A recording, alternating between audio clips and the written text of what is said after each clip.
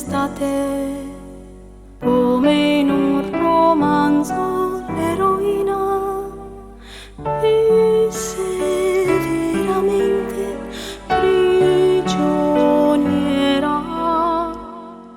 con te.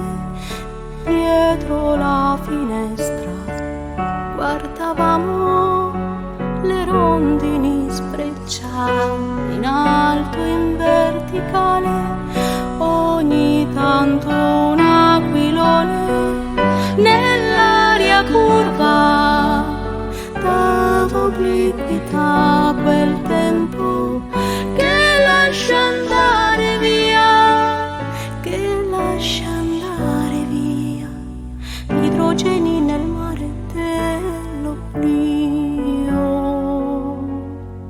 Da una crepa sulla porta ti spiavo nella stanza, un profumo invase l'anima e una luce prese posto sulla cima delle palme.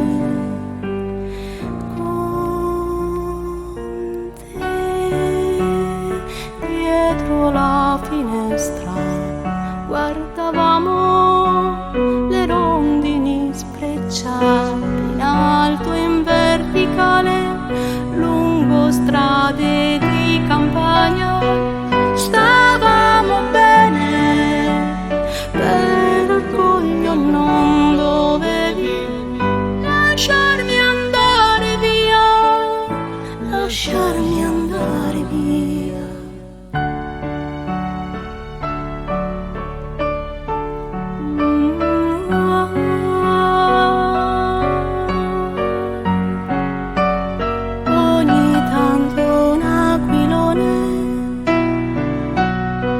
Nell'aria curva dava obliquità a quel tempo che lascia andare via, che lascia andare via idrogeni nel mare dell'oblio.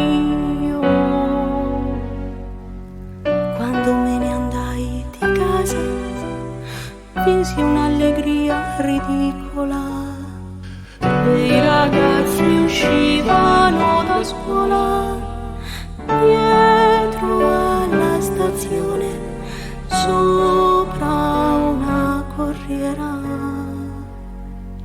L'addio